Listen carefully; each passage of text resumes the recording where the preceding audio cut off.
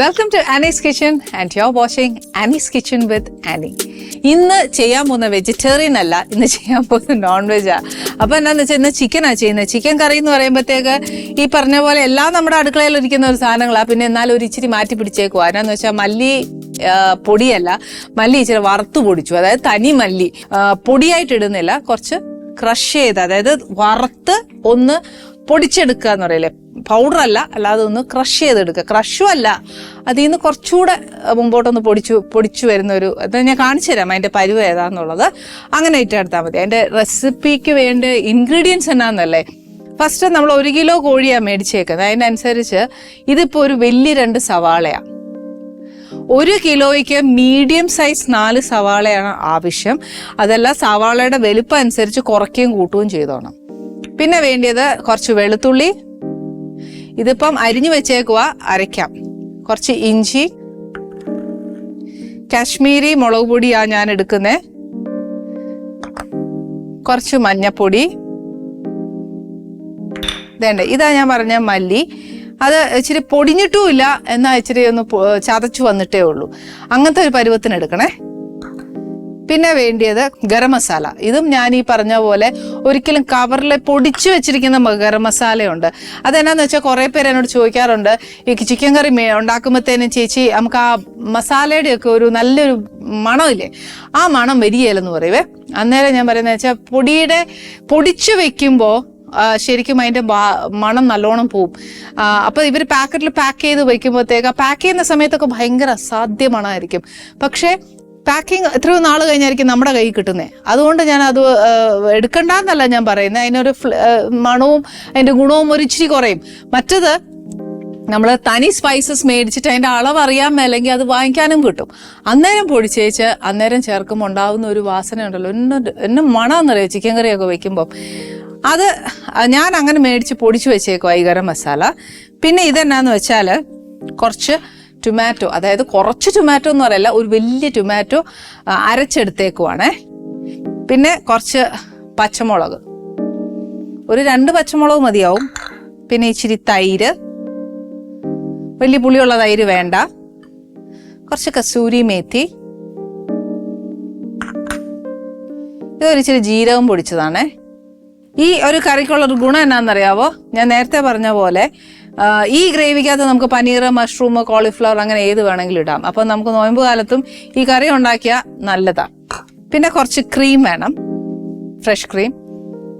ഇതില്ലാന്നുണ്ടെങ്കിൽ കപ്പലണ്ടിയോ അണ്ടിപ്പരിപ്പോ ബദാമോ അങ്ങനത്തെ ഏതെങ്കിലും നമ്മുടെ കയ്യിൽ ഏതാ ഉണ്ടാന്ന് വെച്ചാൽ ഇച്ചിരി പാലും കൂടെ ഒഴിച്ചേച്ച് നല്ലോണം ഒന്ന് അരച്ചെടുത്താൽ മതി. ഇച്ചിരി കശകശയും കൂടെ ഇടുവാണെങ്കിൽ ഭയങ്കര ടേസ്റ്റാണ്. പക്ഷെ കശകശ ഓൺ ദ സ്പോട്ട് അരയ്ക്കാൻ നിന്നാലുണ്ടല്ലോ അരിയല, അത്രയും നല്ലതായിട്ട് അരിയല. കുറച്ച് ചൂടുവെള്ളത്തിൽ അണ്ടിപ്പരിപ്പും കശകശയും കൂടി ഇട്ട് കുതിർക്കാൻ വെച്ചേച്ച് സോക്ക് ചെയ്യാൻ വെച്ചതിന് ശേഷം കുറച്ച് കഴിയുമ്പോൾ അരച്ചാൽ മതി. അപ്പോൾ നല്ല സ്മൂത്ത് പേസ്റ്റ് ആയിട്ട് കിട്ടും.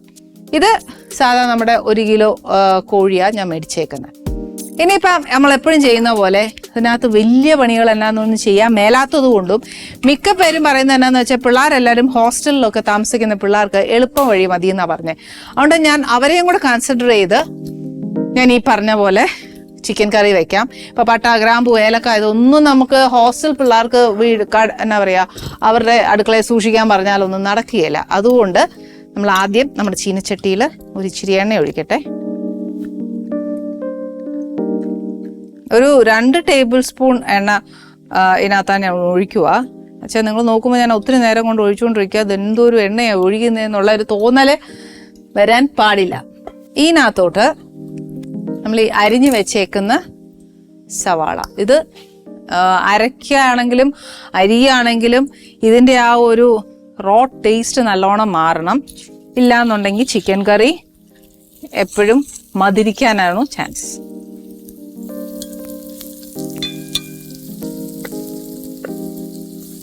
എല്ലാവരും ഡേ ടു ഡേ ലൈഫിൽ ഭയങ്കര ബിസി, ആർക്കും നേരമില്ല. അങ്ങനെയുള്ള സമയത്തും അല്ലാത്ത സമയത്തും ഉള്ളി വാടാനായിട്ട് ഇച്ചിരി ഉപ്പിടാം, ഒരു കുഴപ്പമില്ല. ഉപ്പിടുമ്പോൾ എപ്പോഴും ശ്രദ്ധിച്ചോളുക. കാര്യം നമ്മൾ ഗ്രേവിക്കകത്തോട്ട് പിന്നെ ഉപ്പ് ചേർക്കുമ്പോഴൊക്കെ ഒന്ന് നോക്കിയാൽ നല്ല.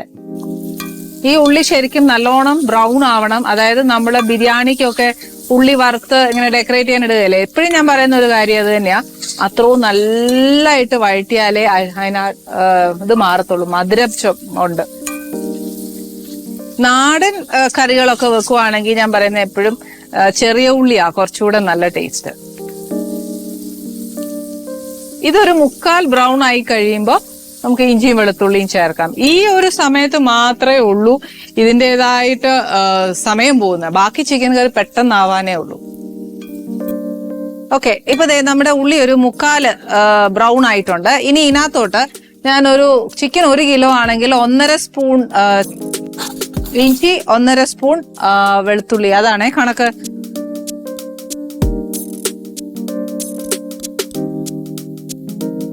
ചിലപ്പോൾ ഞാൻ എടുക്കുന്ന സ്പൂണിന് അളവ് വ്യത്യാസം കാണും, പക്ഷെ ടീസ്പൂൺ ആ കണക്ക്, അപ്പൊ ഓർത്തോണം. അങ്ങനെ ചേർക്കുവാണെങ്കിൽ നമുക്ക് വലിയ എന്താ പറയാ കൂടിപ്പോയി എന്നുള്ള ഫീലിംഗ് വരികയില്ല. കുറഞ്ഞാലും തിരക്കേടില്ല, കൂടിപ്പോയ ഇഞ്ചിയുടെ കുത്തലൊക്കെ നല്ലോണം വരുവേ. ഇനി എന്നാ വേണ്ടതെന്ന് വെച്ചാൽ തീ നല്ലോണം, ഞാനൊന്ന് തീ ഓഫ് ചെയ്യുക. ഞാൻ എപ്പോഴും പറയല്ലേ ഈ അടുപ്പിന് ഇച്ചിരി ചൂട് കൂടുതലാണ്, അതുകൊണ്ട് നമുക്ക് പെട്ടെന്ന് നമ്മുടെ പൊടിയൊക്കെ ഒന്ന് കരിഞ്ഞു പോവും. അതുകൊണ്ട് ഞാൻ ഫസ്റ്റ് സ്റ്റാർട്ടിങ് വിത്ത് മഞ്ഞപ്പൊടി ഒരു ഇച്ചിരി, അത് കഴിഞ്ഞ കാശ്മീരി മുളക് പൊടിയാണ് 1 കിലോ ആണെങ്കിൽ 2 ടീസ്പൂൺ. ഞാനിപ്പോ ഈ സ്പൂണ് ടീസ്പൂൺ കണക്കല്ല, ഞാൻ അതുകൊണ്ട് ആ ടീസ്പൂണിന്റെ ഒരു അളവ് നമുക്ക് അറിയാമല്ലോ, അത് കണക്കാക്കി ഞാൻ ഇടുന്നേ ഉള്ളൂ, ഞാൻ അളവ് പറയുക. മല്ലിയും അതേപോലെ തന്നെയാ.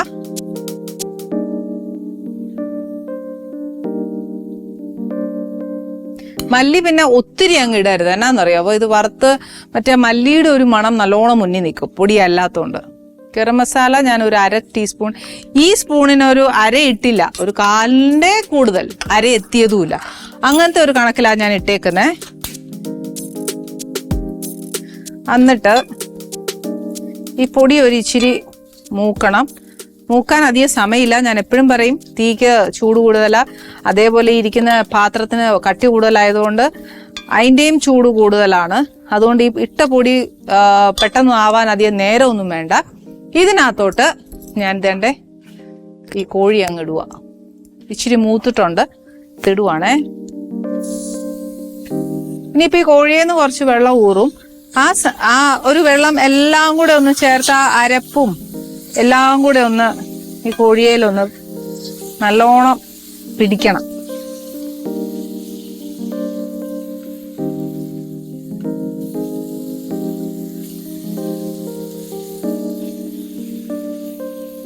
ഇപ്പൊ നമ്മുടെ ആ മസാല നല്ല അസലായിട്ട് ആ ചിക്കനയിൽ പെരണ്ടു, ഉള്ളി എല്ലാം. ഇനി നമ്മൾ ടൊമാറ്റോ പേസ്റ്റാ ഉപയോഗിക്കുന്നതെങ്കിൽ 1 ടേബിൾ സ്പൂൺ ടൊമാറ്റോ പേസ്റ്റ് ഇതിനകത്ത് ഉപയോഗിക്കാം. ഇതിപ്പോ ഞാൻ 1 തക്കാളി എടുത്തിട്ടുള്ളൂ, അതുകൊണ്ട് ഇതിന് പേസ്റ്റ് ഉപയോഗിക്കുമ്പോൾ ഭയങ്കര കോൺസെൻട്രേറ്റഡ് ആയിരിക്കും. അപ്പൊ അത് നോക്കിയേച്ച് വേണം നമ്മൾ ചേർക്കാനായിട്ട്. 1 ടേബിൾ സ്പൂൺ, ഇത് 1 തക്കാളി ഉണ്ടാവുള്ളൂ, പക്ഷെ ഞാൻ ഇത് ഫുള്ളും ചേർക്കാം. 1 തക്കാളിയല്ലേ ഉള്ളൂ, 1 കിലോ ചിക്കൻ ആണെങ്കിൽ ഒരു മീഡിയം സൈസ് 2 തക്കാളി വേണം. ഇവിടെ ഇപ്പൊ ഞാൻ ഒരു ഇച്ചിരി തൈര് കൂടെ ചേർക്കാൻ പോവാ, അതുകൊണ്ട് ഞാൻ 1 തക്കാളി എടുത്തോളൂ.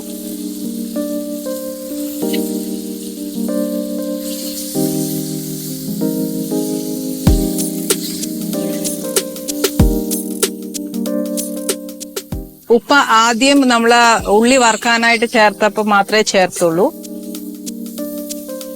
ഇനി ആ തക്കാളിയും കൂടെ ആ മസാല നമ്മൾ ചേർത്ത പൊടിയ എല്ലാം ഇതിനകത്ത് ചേരണം. മുളക് പൊടി ചേർത്തിട്ടുണ്ട്, പക്ഷെ എന്റെ മുളക് പൊടിക്ക് എരിവില്ല, അതുകൊണ്ട് ഞാനൊരു 2 പച്ചമുളകാണ് എന്റെ കണക്ക്. ചില പച്ചമുളകിന് എരിവില്ല, നോക്കിയേച്ച് വേണം ചേർക്കാൻ.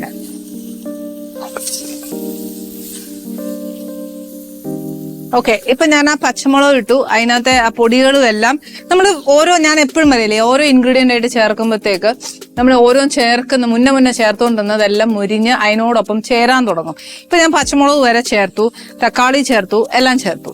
ഇനി നെക്സ്റ്റ് ഞാൻ പറഞ്ഞില്ലേ, 1 തക്കാളിയും തൈരും 2 പുളിയുടെ ആൾക്കാരാ. അന്നേരം അതുകൊണ്ട് തന്നെ ഇത് ഒത്തിരി പുളിയുള്ളതല്ല, പക്ഷെ എന്നാലും ഒരു 2 സ്പൂൺ, ഇതിപ്പോ കുഞ്ഞു സ്പൂണാ, 2 പോരാ. ഓക്കെ, ഒരു 3 സ്പൂണ്, ഇതിപ്പോ ടേബിൾ സ്പൂൺ ആണേ, ചേർത്തിട്ടുണ്ട്. ഈ ചേർത്തേക്കുന്ന തൈര് ഈ ചില സമയം നമ്മൾ ഈ ഫ്രിഡ്ജിൽ നിന്ന് എടുത്ത് തൈര് അങ്ങ് ചേർക്കുവാന്നേൽ എന്നാ ചെയ്യാൻ പറ്റുമെന്ന് അറിയാവോ? ചിലപ്പോൾ ഇങ്ങനെ പിരിഞ്ഞു പോകും. ഈ എന്താ പറയാ, പാല് പിരിയുന്ന പോലെ പിരിഞ്ഞു കിടക്കും. അപ്പൊ എപ്പോഴും റൂം ടെമ്പറേച്ചറിലുള്ള തൈര് വേണം നമ്മൾ ഇതിനകത്തോട്ട് ചേർക്കാനായിട്ട്. ഇനി എന്നാ ചെയ്യേണ്ടതെന്ന് വെച്ചാൽ നമ്മൾ ഒരു തുള്ളി വെള്ളം ഒഴിക്കരുത്. പിന്നെ എങ്ങനെയാ കൊച്ചേ ഈ ചിക്കൻ വേവുന്നതെന്നല്ലേ ചോദ്യം. നമ്മൾ ചേർത്തേക്കുന്ന തൈര് വെള്ളവാ, ടൊമാറ്റോ വെള്ളവാ, അതിന്റെ കൂടെ പോരാഞ്ഞിട്ട് ചിക്കനിൽ നിന്ന് വെള്ളം ഊറും. അപ്പൊ നമ്മൾ എന്നാ ചെയ്യണം, ചെറിയ തീയെ വെച്ചേച്ച് നമ്മുടെ കയ്യിൽ കുറച്ച് കസൂരി മേത്തിയുടെ ഫ്ലേവർ ഇതിനകത്ത് വരാനുണ്ട്. അപ്പൊ കുറച്ച് കസൂരി മേത്തി ഇടുക. അതിന്റെ കൂട്ടത്തിൽ ഇത് ലാസ്റ്റ് ഇടേണ്ടതാണ് ജീരകപ്പൊടി. പക്ഷേ എനിക്കിതിന്റെ ഫ്ലേവറും കൂടെ ഒരു ഇച്ചിരി കറിക്കകത്ത് വരണം. അതുകൊണ്ട് ഞാനൊരു എന്താ പറയാ, ഒരു പിഞ്ചെന്ന് പറയാൻ പറ്റത്തില്ല, ഒരു പിഞ്ചെന്ന് പറയുമ്പോൾ 2 ഫിംഗർ വെക്കുന്നതാ. ഇതിപ്പോ 3 ഫിംഗർ വെക്കുന്ന ഒരളവില്ലേ, അത്രേ ഇപ്പൊ ഇടുന്നുള്ളൂ. പക്ഷെ ലാസ്റ്റ് എനിക്കത് ഇടാനുണ്ട്. അതുകൊണ്ട് ഇതും കൂടെ ഇട്ടേച്ച് നല്ലോണം ഒന്ന് മിക്സ് ചെയ്യുക. ഉപ്പ് ഇതുവരെ ഇട്ടില്ല, ഞാൻ നേരത്തെ ഒരു ഇച്ചിരി ഇട്ടുള്ളൂ. പക്ഷെ കോഴിയിലും കൂടെ പിടിക്കുമ്പോഴത്തേനും പോരാ എന്നാണ് എൻ്റെ മനസ്സ് പറയുന്നത്. ഒരു ഇച്ചിരി ഉപ്പും കൂടി ഇടുക. ഉപ്പിട്ട് ഒരുപാട് ഇട്ടാൽ പേടിയാ, ഇനിയിപ്പോൾ അത് കുറയ്ക്കാൻ ഒക്കുകയില്ല. കുറയ്ക്കാനൊക്കെ ഒക്കും, പക്ഷെ എന്നാന്നോ മെനക്കേടല്ലേ. ഇല്ലെങ്കിൽ എളുപ്പ വഴി എനിക്ക് ഒരാൾ പറഞ്ഞു തന്നെ, ഞാൻ ഒരു പ്രാവശ്യം പറഞ്ഞു തന്നോന്ന് എനിക്കറിയാൻ മേല. വാഴയുടെ ഇലയില്ലേ, ഇല എടുക്കുമ്പോൾ അതിൻ്റെ അറ്റത്തുള്ള നമ്മൾ വാഴയുടെ ആ തണ്ടില്ലേ, ആ തണ്ട് മുറിച്ച് കറിയിലിട്ട് ആ ഉപ്പ് പെട്ടെന്ന് പിടിക്കുമെന്നാണ് പറയുന്നത്. പക്ഷെ ഞാൻ ട്രൈ ചെയ്തിട്ടുണ്ട്, ഇല്ലാന്നല്ല, കറക്റ്റാ പറഞ്ഞത്. അതുകൊണ്ട് അതൊന്ന് ട്രൈ ചെയ്യാം, ഉപ്പ് കൂടിയാൽ. അതൊരു ടിപ്പാ. നമ്മുടെ ചിക്കൻ ഒരു ഇച്ചിരി 3/4 വേവേ ആയി. ഇനി എന്നാ ചെയ്യേണ്ടതെന്ന് വെച്ചാൽ വേറെ പണി ഒന്നുമില്ല, 2 ഇൻഗ്രീഡിയൻറ്റ് ചേർത്തേച്ചാൽ മതി. ഒന്ന് എന്നാന്ന് വെച്ചാൽ നമ്മുടെ ക്രീമും, രണ്ടാമത്തെ എന്നാന്ന് വെച്ചാൽ നമ്മുടെ ആ ജീരകപ്പൊടിയും. ഇത് രണ്ടും ചേർക്കണ്ടേ. ഇനി എന്നാന്ന് വെച്ചാൽ ഒരു കാര്യം കൂടെ പറഞ്ഞുതരാം. അഥവാ ഒരു ഇച്ചിരി ഗരം മസാല കുറവാന്നേൽ ഈ സമയത്ത് ഒരു ഇച്ചിരി ചേർക്കാം കേട്ടോ. ഫസ്റ്റ് ഞാൻ ചേർക്കാൻ പോകുന്നത് കുറച്ച് ഫ്രഷ് ക്രീമാ. അതിന് വേറെ ജോലി ഒന്നുമില്ല, ഒരു വ്യത്യാസം അത്രേ ഉള്ളൂ. ഇതിന് വലിയ എന്താന്ന് വെച്ചാൽ ആ മല്ലിയുടെ ഒക്കെ ഒരു, നമ്മൾ പൊടിച്ചല്ലല്ലോ ചേർത്തേ, അതിൻ്റെ ഒക്കെ ഒരു ഫ്ലേവർ നല്ലോണം ഇതിനകത്ത് വരും. അപ്പൊ ഇതിനകത്തോട്ട് ഞാൻ ഒരു ഇച്ചിരി ക്രീം ചേർത്തു, അതായത് ഒരു 1/4 കപ്പോളം ക്രീം വരും. അതിന്റെ കൂടെ കുറച്ച് ഫ്ലേവറിങ് ആണ്. ഞാൻ നേരത്തെ നമ്മൾ എന്താ പറയാ, ഒരു 3 വിരലിന് വരുന്ന കുറച്ച് ജീരകമേ ചേർത്തിട്ടുള്ളൂ. അതിന്റെ കൂടെ ഞാൻ ഒരു ഇച്ചിരി കൂടെ ചേർക്കുക. കുറച്ച് കസൂരി മേത്തിയെ ചേർത്തിട്ടുള്ളൂ, അതിൻ്റെ കൂടെ ബാക്കിയും കൂടെ ചേർക്കുക. എന്നേച്ച് ഇതൊന്ന് നല്ലതായിട്ടൊന്ന് ഇളക്കി വെക്കണം. പച്ചമുളകിൻ്റെ കാര്യം എപ്പോഴും ശ്രദ്ധിച്ചോണം. ചേർക്കുന്ന പച്ചമുളകിൻ്റെ എരിവും കൂടെ നോക്കിയേച്ച് വേണം നമ്മൾ ചേർക്കാനായിട്ട്. ഈ ക്രീമും കൂടെ ചേർക്കുമ്പോൾ ഉണ്ടല്ലോ, നമ്മുടെ കറി ഒന്ന് നല്ല തിക്കാവും. ഇനി ഇതൊന്ന് തിളച്ചാൽ മാത്രം മതി. അതായത് നമ്മുടെ ഒരു നല്ലൊരു തിള എന്ന് പറയില്ലേ, അതുകൊണ്ട് ഞാൻ എന്താ ചെയ്യാൻ പോകുന്നതെന്ന് അറിയാം, ഒരു ഇച്ചിരി വെള്ളം ഇതിനകത്തോട്ടൊന്ന് ഒഴിച്ച് അതും കൂടെ ഒന്ന് കലക്കി എടുത്തേച്ച്, ഈ ഒഴിക്കുന്ന വെള്ളം ഒന്ന് പറ്റുകയല്ലേ, അത്ര നേരം ഒന്ന് ചിക്കൻ അടച്ചിട്ടേച്ചാൽ മതി. ഈ ചൂടായിരിക്കുന്ന ചിക്കനകത്തോട്ട് ചൂടുവെള്ളം ഒഴിച്ച് ചെയ്താലും മതി, അതേ ചെയ്യാൻ പാടുള്ളൂ എന്ന് പറയും. അല്ലെങ്കിൽ അതിനൊരു വെള്ളത്തിന്റെ ചുവ വരുമെന്ന് പറയുവേ ചിക്കൻ കറിക്ക്. ഇതിപ്പോൾ എന്നാന്ന് വെച്ചാൽ ഇത് കുറച്ചു നേരം കൂടി ഇരുന്ന് ഒന്ന് വേവാനുള്ളതല്ലേ, അതുകൊണ്ട് ഞാൻ ഒരു ഇച്ചിരി വെള്ളം ഒഴിക്കും. അത് ഒരുപാടുമില്ല, ഒരു ശകലേ ഒഴിച്ചിട്ടുള്ളൂ. ഇനി നമ്മൾ ഈ ക്രീം എല്ലാ ഇൻഗ്രീഡിയൻസും ചേർത്ത് കഴിഞ്ഞു. ഗരം മസാലയുടെ കുറവ് നമുക്ക് തോന്നുവാണെങ്കിൽ മാത്രം ഇച്ചിരി ഗരം മസാലയും കൂടെ ഇടുക, വേണമെന്നുണ്ടെങ്കിൽ മാത്രം. ഇനി എന്നാന്ന് വെച്ചാൽ നമ്മൾ ഗാർണിഷ് ചെയ്യാൻ നേരം കുറച്ച് മല്ലിയിലയും കൂടെ ഇതിനകത്തോട്ട് ഇട്ടാൽ മതി.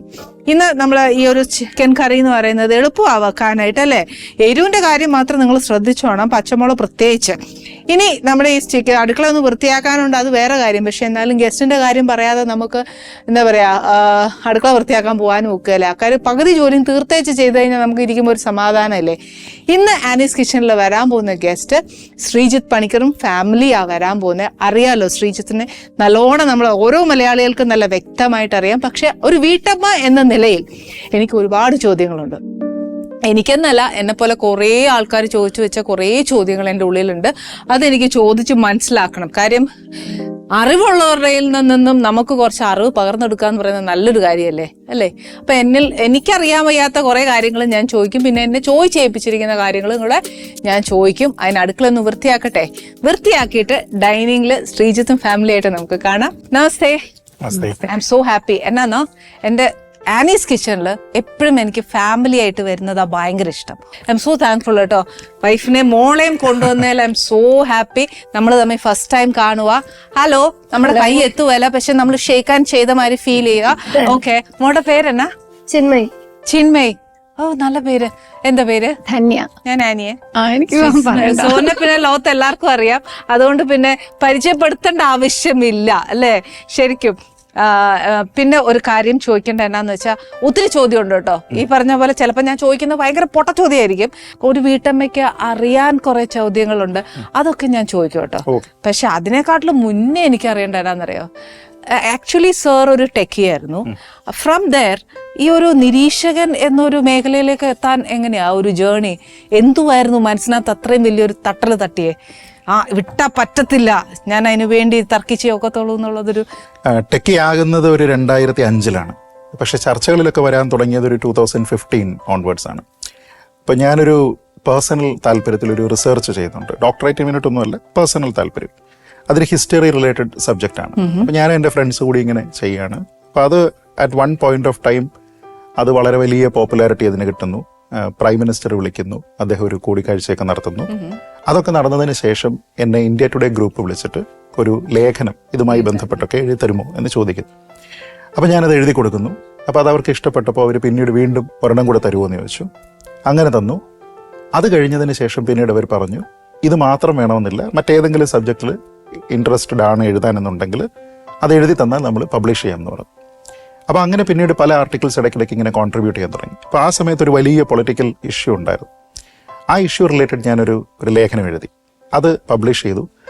അത് പബ്ലിഷ് ചെയ്തപ്പോഴത്തേക്ക് അന്ന് വലിയ ഹോട്ട് ടോപ്പിക് ആയിരുന്നു എന്നതുകൊണ്ട് അതിലൊരു വേറൊരു ടൈപ്പ് ഓഫ് വ്യൂ പ്രസൻറ്റ് ചെയ്തതുകൊണ്ട് അന്ന് എനിക്ക് വൈകുന്നേരം ആയപ്പോഴത്തേക്ക് ടൈംസ് നൗവിൽ നിന്നൊരു കോൾ വരുന്നു.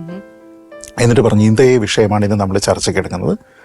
അർണബ് ഗോസ്വാമിയാണ് anchor, so can you sit with us എന്ന് പറഞ്ഞു. അപ്പം ഞാൻ പറഞ്ഞു ഓക്കെ റെഡി എന്ന് പറഞ്ഞു. അങ്ങനെ യുദ്ധകാലാടിസ്ഥാനത്തിൽ എന്നെ അവിടെ നിന്ന് സ്റ്റുഡിയോയിലേക്ക് കൊണ്ടുപോകുന്നു.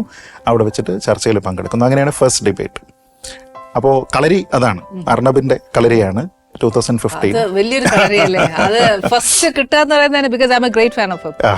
അപ്പോൾ അത് കഴിഞ്ഞു. പിന്നെ നമ്മുടെ നാട്ടിലെ ആൾക്കാർ വിളിച്ചു തുടങ്ങി. ഫസ്റ്റ് മാതൃഭൂമി ന്യൂസിൽ വന്നു, പിന്നെ കൈരളി, അങ്ങനെയാണ് ഈ മേഖലയിലേക്ക് എത്തിയത് അല്ലേ? ഓക്കെ. ഈ നിരീക്ഷിക്കുക എന്ന് പറയുന്നതിന് വാക്കിന് ഒരു സൊല്യൂഷൻ വേണം എന്നുള്ളൊരർത്ഥവും കൂടെ വേണമല്ലോ. അതാണല്ലോ അതിൻ്റെ ഒരു. അത് എപ്പോഴെങ്കിലും നടന്നിട്ടുണ്ടോ? അത് ഒരു ട്രിക്കി ചോദ്യമാണ്. നടന്നിട്ടുണ്ടോ എന്ന് ചോദിച്ചാൽ നടന്നിട്ടുണ്ട് എന്ന് പറയാം. പക്ഷെ എല്ലാ വിഷയത്തിലും നടക്കുമെന്ന് ചോദിച്ചാൽ അങ്ങനെ നടക്കണമെന്ന് നിർബന്ധമില്ല. അത് ബേസിക്കലി ഒരു പബ്ലിക്കിന്റെ ഒപ്പീനിയനെയാണ് നമ്മൾ റെപ്രസെന്റ് ചെയ്യുന്നത്. അപ്പോൾ ഒരു ചർച്ച ഉണ്ടാകുന്നു, ചിലപ്പോൾ ഫോളോ അപ്പ് ചർച്ചകൾ ഉണ്ടാകുന്നു. ഒരേ വിഷയം തന്നെ കണ്ടിന്യൂസ് ആയിട്ട് ചർച്ചകൾ നടക്കുമ്പോൾ ഒരു സാമൂഹ്യ വിഷയമാണെങ്കിലും രാഷ്ട്രീയ വിഷയമാണെങ്കിലും ആ പൊളിറ്റിക്കൽ പാർട്ടി അല്ലെങ്കിൽ സർക്കാരിന് കുറച്ച് സമ്മർദ്ദം ഉണ്ടാവും. അങ്ങനെ ചർച്ചകൾ മൂലം ഉണ്ടായ സമ്മർദ്ദം കൊണ്ട് മാറ്റങ്ങൾ ഉണ്ടായിട്ടുണ്ട് നമ്മുടെ നാട്ടിൽ. പലതും സൊല്യൂഷൻസ് ഉണ്ടായിട്ടുണ്ട്. ഇപ്പൊ ചിലപ്പോൾ അതൊരു അഴിമതി വിഷയമായിരിക്കാം, ചിലപ്പോൾ ഒരു പാവപ്പെട്ട ഒരാളിന് ഒരു നിയമനം കിട്ടേണ്ടുന്ന വിഷയത്തിൽ എന്തെങ്കിലും ഒരു പ്രശ്നം കാരണം അത് കിട്ടാതിരുന്നു, അപ്പോൾ അതൊരു ചർച്ചയായി. ഫോളോ അപ്പ് ചർച്ചകൾ ഉണ്ടാകുന്നു. അങ്ങനെ ഉണ്ടാകുന്ന സമയത്ത് അവർക്ക് സൊല്യൂഷൻസ് ഉണ്ടായിട്ടുണ്ടാകാം. പിന്നെ അൾട്ടിമേറ്റ്ലി ഉള്ള ഒരു സംഭവം എന്ന് വെച്ച് കഴിഞ്ഞാൽ ഇത് പൊതുജനങ്ങളുടെ അടുത്തേക്കല്ലേ വരിക. അപ്പോൾ ഒരു ഒപ്പീനിയൻ ഫോം ചെയ്യാനായിട്ട് നമ്മൾ ആൾക്കാരെ ഹെൽപ്പ് ചെയ്യുന്നു എന്ന് തോന്നിയിട്ടുണ്ട്. ചില കാര്യങ്ങളിൽ പോസിറ്റീവ്സും നെഗറ്റീവ്സും ഉണ്ട്. കുറേയധികം പോസിറ്റീവ്സും അതുപോലെ നെഗറ്റീവ്സും ഉണ്ട്.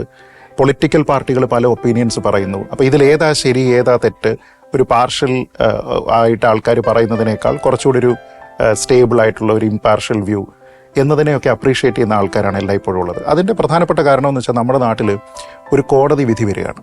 ആ കോടതി ജഡ്ജ്മെന്റ് എന്ന് പറയുമ്പോൾ ചിലപ്പോൾ 50 പേജായിരിക്കും, ചിലപ്പോൾ 200 പേജായിരിക്കും. ഇതെത്ര പേര് വായിച്ചു നോക്കും? ഇല്ല. അപ്പോൾ ഇവിടുത്തെ വലിയ കോളേജിലൊക്കെ ഉണ്ടാക്കിയിരിക്കുന്ന കേസുകളിൽ പോലും വരുന്ന വിധികൾ ആൾക്കാരങ്ങനെ മെനക്കെട്ട് വായിച്ച് നോക്കാറൊന്നുമില്ല. മേ ബി ഒരു 0.001% ആൾക്കാരായിരിക്കും വായിച്ച് നോക്കുക.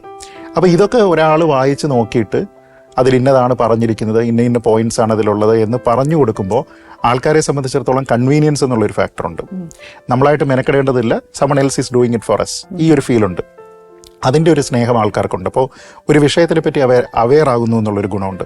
ഇതേ കാര്യം ഒരു പോളിസി വരുന്ന സമയത്തുണ്ടാകും, ഒരു നിയമം വരുന്ന സമയത്തുണ്ടാകും. അപ്പോൾ അതിൻ്റെ positives negatives good and bad ഒക്കെ ആൾക്കാർക്ക് ഓൺ ബിഹാഫ് ഓഫ് ദം നമുക്ക് പറയാനായിട്ട് കൊടുക്കുമ്പോൾ അതിനെ അപ്രീഷിയേറ്റ് ചെയ്യുന്ന ആൾക്കാരാണ് ഇവിടെ ഉള്ളത്. ഓൾ ഓഫ് എ സഡൻ അല്ലെങ്കിൽ പോലും ഇന്നോ നാളെയോ അതിനൊരു സൊല്യൂഷൻ വരുന്നുണ്ടെന്ന് അറിയുന്നതിൽ ഒരു വലിയൊരു അറിവാ. കാര്യം എന്നാന്ന് വെച്ചാൽ ഇനി നമ്മൾ ചർച്ചയ്ക്ക് ഇരിക്കുമ്പോൾ അറ്റ്ലീസ്റ്റ് അതൊന്ന് ശ്രദ്ധിക്കാൻ നമ്മൾ ശ്രദ്ധിക്കും. ഈവൻ ഇപ്പൊ എനിക്ക് പോലും, ഞാൻ പോലും ഈ പറഞ്ഞ കാറ്റഗറിയിൽ നേരത്തെ പെട്ട ഒരാളാണ്. അയ്യോ ഇതെന്താ ചുമ്മാ വർത്താനം പറഞ്ഞുകൊണ്ടിരിക്കുന്നതെന്ന് പറഞ്ഞ് ഞാൻ എൻ്റെ പണിക്ക് പോകും. ഇപ്പൊ പറയുമ്പോൾ ചിലപ്പോൾ ഞാൻ ഇനി ശ്രദ്ധിക്കും ഈ ഒരു ചർച്ചയ്ക്ക് ഇനി ഒരു ഇതിനൊരു സൊല്യൂഷൻ എത്തുന്നുണ്ടോ, ബിക്കോസ് നമ്മളും അത് പാർട്ട് ഓഫ് ദ മെമ്പർ ആവുമല്ലേ. താങ്ക്സ് കേട്ടോ, അത് വലിയൊരു ഉപകാരമായി പോയി. ഞങ്ങൾക്ക് ഇച്ചിരി ബുദ്ധി വന്നു തുടങ്ങി. എല്ലാം പോട്ടെ, ഇത്രയും നിരീക്ഷിക്കുന്ന ഒരു വ്യക്തി വീട്ടിലെങ്ങനെ? ഇവിടുത്തെ ചോദ്യമല്ല. No secrets, no secrets, no secrets. നമ്മൾ നേരത്തെ പറഞ്ഞ അഡ്ജസ്റ്റ് ചെയ്തിട്ട് ഞാൻ സാധനം ഇവിടെ പറ്റിയല്ല. ധന്യ എന്നെ ഇഷ്ടമുണ്ടെങ്കിൽ ധന്യ സത്യം മാത്രമേ പറയാവുള്ളൂ കേട്ടോ. അങ്ങോട്ട് നോക്കേ ചെയ്യല്ലേ, എന്നെ മാത്രം നോക്കി വെച്ച് പറഞ്ഞാൽ മതി. വീട്ടിലെങ്ങനെയാ? കുറച്ച് തല്ലിപ്പൊളിയാ. തല്ലിപ്പൊളിയാന്ന്? അയ്യോ പോയി. ഭയങ്കര സ്ട്രിക്റ്റ് ആണ്? സ്ട്രിക്റ്റ് അല്ല, അല്ല. എന്ത് തോന്നിയാസം നടക്കും, അതൊന്നും പ്രശ്നമൊന്നുമില്ല. പക്ഷെ അത്ര വലിയ നിരീക്ഷകനൊന്നും അല്ല വീട്ടിൽ. സോഫ്റ്റ് ആണ്. നാടിനോടെ ഉള്ളൂ ഇച്ചിരി ഒരു കൂറും അത് നന്നാക്കണം എന്നുള്ളത് അല്ലേ. അച്ഛനെങ്ങനെ വീട്ടില്? കളിച്ചിരി അങ്ങോട്ട് മറിയുക ഇങ്ങോട്ട് മറിയുക അത്രയൊക്കെ ഉള്ളു. അത്രേ ഉള്ളൂ അല്ലേ. എന്റെ ദൈവമേ, ഈ ദേഷ്യം വരും കേട്ടോ. പെട്ടെന്ന് ദേഷ്യം വരും. കടുക് പൊട്ടുന്ന പോലെ വരികയും ചെയ്യും, അതുപോലെ തീരുകയും ചെയ്യും. അത് അങ്ങനെയാ. എന്റെ ഒരു ചോദ്യം എന്നാന്ന് വെച്ചാൽ, നമ്മൾ നിരീക്ഷിക്കുക എന്ന് പറഞ്ഞാൽ എല്ലാ തെറ്റും കുറ്റങ്ങളും ശരിയും എല്ലാം നമ്മൾ നോക്കണം ഒരു വ്യക്തിയിൽ. ഒരു വ്യക്തി ഒരിക്കലും പെർഫെക്റ്റ് ആവുന്നുമില്ല. പക്ഷെ there are persons കാണുമായിരിക്കും, എന്റെ അറിവിൽ ഇല്ലാഞ്ഞിട്ടായിരിക്കാം. അങ്ങനെ ഒരു വ്യക്തി എങ്ങനെ ആയിരിക്കണം എന്ന് സാറിന്റെ കാഴ്ചപ്പാട്?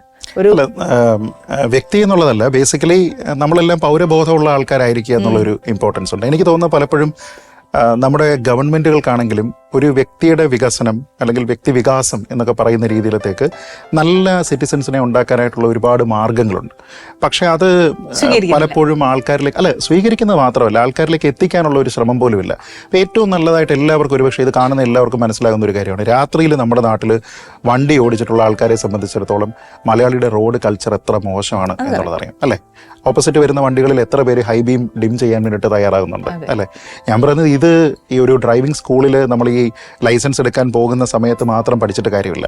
നേരെ മറിച്ച് നമ്മുടെ സ്കൂളിങ്ങിൻ്റെ പാർട്ടായിട്ട് കുട്ടികളെയാണത് പഠിപ്പിക്കുന്നതെന്നുണ്ടെങ്കിലുള്ള ഗുണം, കുട്ടികൾ അവരുടെ അച്ഛൻ്റെ അമ്മയുടെ കൂടെ യാത്ര ചെയ്യുന്ന സമയത്ത് പറയാം, അച്ഛാ ഇതല്ല കറക്റ്റ്. എൻ്റെ അടുത്ത് മോളത് പറഞ്ഞിട്ടുണ്ട്. ഒരിക്കലും ഒരു നോ പാർക്കിംഗ് ബോർഡിൻ്റെ അടുത്ത് കൊണ്ടുവന്ന് വണ്ടി നിർത്തിയപ്പോൾ, അച്ഛാ ഇവിടെ നോ പാർക്കിംഗ് ബോർഡുണ്ട്, മാറ്റണമെന്ന് പറഞ്ഞു. അപ്പം ഞാൻ പറഞ്ഞാൽ ഇവിടെ എങ്ങും കുഴപ്പമില്ല. No parking board means you are not suppose to park ചെയ്യാൻ എന്നെ അടുത്ത് പറഞ്ഞു. അതൊരു നല്ല ബോധമാണ്. അപ്പോൾ അത് ക്രിറ്റിസിസമാണ്, പക്ഷെ അത് വളരെ പോസിറ്റീവ് ക്രിറ്റിസിസമാണ്.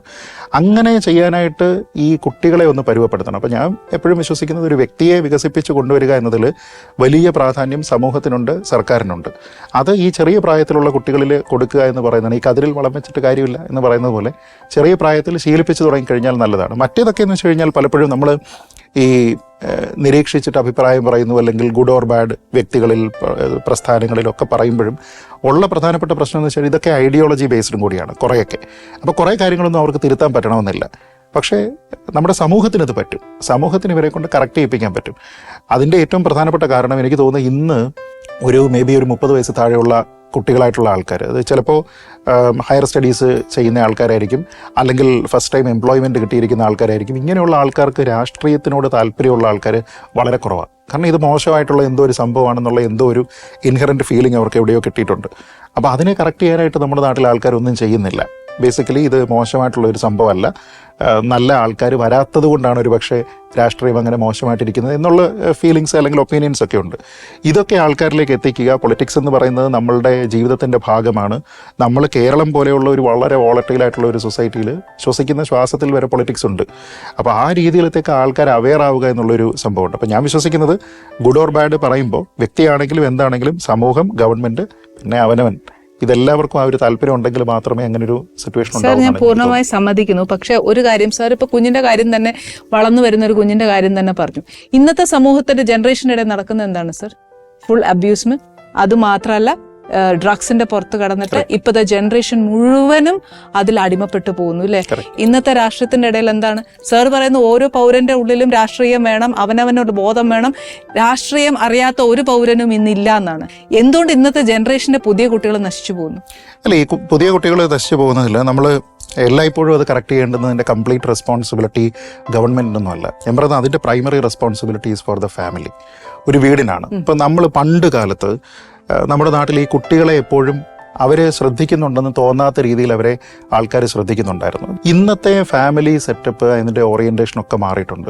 ഇന്ന് ഫുൾ ടൈം വർക്കിംഗ് ആയിട്ടുള്ള ഒരു അച്ഛൻ, ഫുൾ ടൈം വർക്കിംഗ് ആയിട്ടുള്ള ഒരു അമ്മ, ഈ കുട്ടി ഏതോ സമയത്ത്, ഈ കുട്ടിയെ വളർത്തുന്നത് തന്നെ ഒരുപക്ഷെ വേറൊരാളായിരിക്കാം, എന്നിട്ട് പിന്നെ ഈ കുട്ടി ഏതോ ഒരു സമയത്ത് വീട്ടിൽ വരുന്നു. വീട്ടിൽ വന്നതിന് ശേഷം ആ കുട്ടി പഠിക്കുന്നുണ്ടോ, എത്ര സമയം പഠിക്കുന്നുണ്ട്, എത്ര സമയം മറ്റുള്ള കാര്യങ്ങൾക്ക് ചെലവഴിക്കുന്നുണ്ട്, മൊബൈൽ ഡിവൈസസ് കുട്ടിക്കുണ്ടോ, ഗാഡ്ജറ്റ്സ് യൂസ് ചെയ്യുന്നുണ്ടോ, എത്ര സമയം ഉപയോഗിക്കുന്നു, അതിലെന്താണ് കാണുന്നത്, ആരൊക്കെയാണ് ഫ്രണ്ട്സ്, സ്കൂളിൽ എങ്ങനെയാണ്, ഇതിനെപ്പറ്റിയൊക്കെ എത്ര പേരൻസ് ആത്മാർത്ഥമായിട്ട് ചിന്തിക്കുന്നത് അറിയില്ല.